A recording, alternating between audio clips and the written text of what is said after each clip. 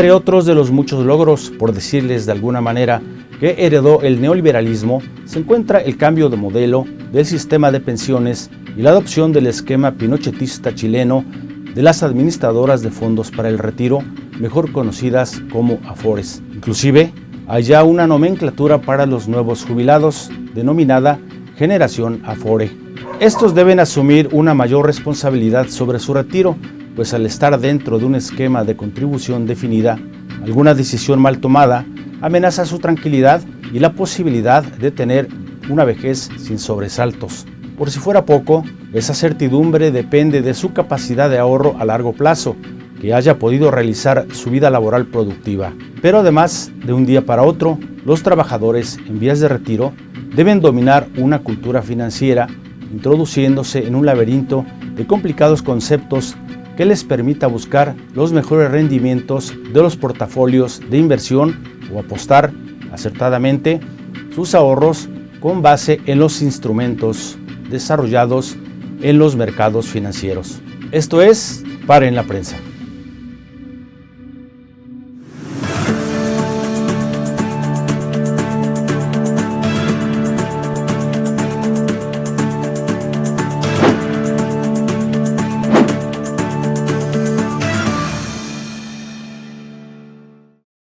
Todo comenzó en 1997 con la reforma al sistema de pensiones del Instituto Mexicano del Seguro Social, que migró de un esquema de beneficio definido o solidario a uno de contribución definida, también llamado de cuentas individuales. Le siguieron los sistemas de pensiones para el Instituto de Seguridad y Servicios Sociales de los Trabajadores del Estado en 2007, de la Comisión Federal de Electricidad en 2008 y Petróleos Mexicanos en 2016. La concepción tecnócrata para realizar las reformas consideró el cambio demográfico en el país y el incremento en la esperanza de vida, pero además endelegó al trabajador el riesgo de longevidad y de mercado, así como la responsabilidad de contar con una pensión suficiente en su vejez.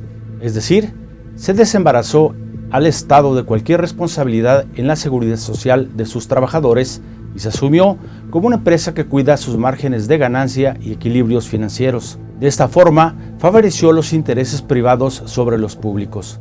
Fue Carlos Salinas de Gortari quien impulsó la creación de las cuentas individuales y la institución del sistema de ahorro para el retiro. Salinas planteó que la banca recibiera el 2% del salario de los trabajadores en cuentas individualizadas a su nombre, así como el 5% relativo al Infonavit para el Fondo de Financiamiento a la Vivienda. La idea era que el monto acumulado en estas cuentas se regresara a los trabajadores una vez que alcanzaran su jubilación. Luego, Ernesto Zedillo promulgó la nueva ley del Seguro Social, que eliminó el modelo de beneficio definido y permitió que la totalidad y no solo el 2% de los recursos destinados a la cuenta para el retiro fueran a parar a una cuenta a nombre de cada trabajador. También eliminó la administración pública de los recursos previsionales, dando paso a la administración privada de los recursos, creando la figura de administradora de fondos para el retiro. ¿De qué depende entonces que las personas puedan jubilarse? De que tengan un monto de dinero suficiente para poder comprar una renta vitalicia. Es obvio que con todo esto se dejó de hablar de derechos y se establecieron productos de mercado. Es decir, que se privilegiaron los intereses privados sobre los públicos. Bajo este esquema, se augura que las pensiones serán insuficientes incluso para los trabajadores de ingresos medios y altos, pues sus aportaciones al fondo de retiro son significativamente inferiores a la de quienes se encuentran bajo el esquema de beneficio definido, además de los bajos rendimientos que ha logrado el sistema de ahorro para el retiro. En síntesis, se pasó de pensar la pensión como un instrumento para enfrentar los riesgos sociales y se consideró como un instrumento que debe comprar el trabajador y que es otorgado dependiendo del riesgo financiero que esto signifique para las aseguradoras.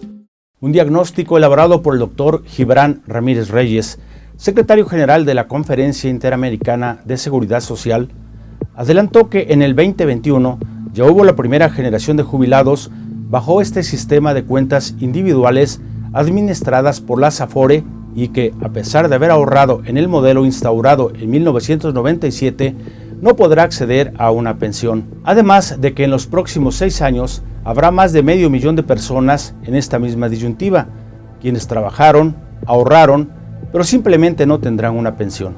A esta población habría que agregar a los más de 2.280.000 personas que en 2018 recibieron pensiones por debajo de la línea de pobreza por ingresos establecida por el Consejo Nacional de Evaluación, cuyo valor fue de 3.089 pesos. Esto quiere decir que la inmensa mayoría de los mexicanos están en riesgo de vivir empobrecidos cuando lleguen a la tercera edad. Uno de los innumerables sistemas de retiro es el Instituto de Pensiones del Estado.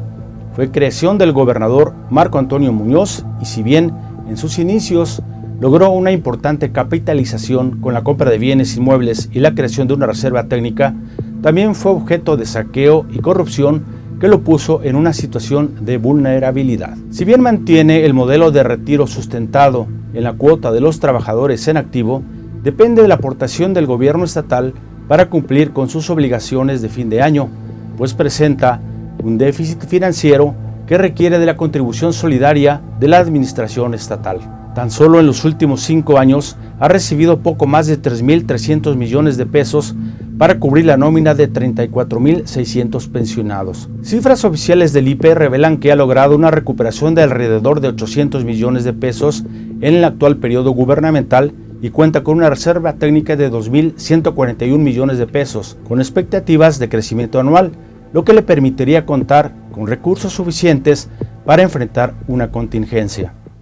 En la defensa del IPE ha jugado un papel trascendental la coalición de pensionistas independientes del estado de Veracruz. Se trata de un grupo de jubilados que inicia su lucha en diciembre de 2010 ante el sorpresivo descuento del impuesto sobre la renta a su aguinaldo y los saqueos cometidos contra la institución. A ellos les tocó vivir en carne propia la mano dura del gobierno de Javier Duarte, que les echó encima la fuerza policial antimotines de Arturo Bermúdez cuando protestaron debido a que en el 2015 dejó de pagar las pensiones de los jubilados. El 23 de diciembre de 2015, cuando esperaban frente a Palacio de Gobierno el cumplimiento de la promesa hecha por el entonces secretario de Gobierno Flavino Ríos Alvarado, que se les cubriría los pagos atrasados, un grupo de choque de la Secretaría de Seguridad Pública los atacó con lujo de fuerza a fin de desalojarlos. La extrema violencia de policías uniformados, encapuchados y personal vestido de civil no distinguió edades ni estado físico. Con picanas eléctricas y bastones atacaron no solo a los pensionados, sino a transeúntes y reporteros que cubrían la protesta. La Comisión Nacional de Derechos Humanos dio cuenta de las violaciones a los derechos de los jubilados a manifestarse y de la violenta represión, pues la COPIPEP también denunció a 13 integrantes del Consejo de Administración del IPE por el presunto saqueo de unos 7,000 millones de pesos de los ahorros de los ex trabajadores, es decir,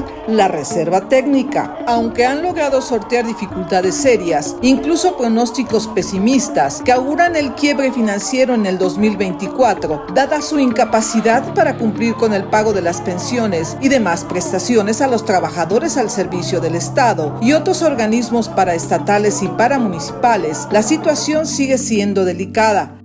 En la actualidad, Pensiones del Estado opera con las prestaciones básicas, préstamos y jubilaciones programadas y las solicitudes son diferidas para fechas inciertas. Aunque no se han dado los pasos específicos para el cambio de modelo solidario al masivo de cuentas individuales, existe esa preocupación, pues la reducción de plazas de trabajadores en activo compromete a futuro la salud financiera tanto de la institución como la del propio gobierno estatal, el cual se verá forzado a incrementar año con año su aportación al instituto.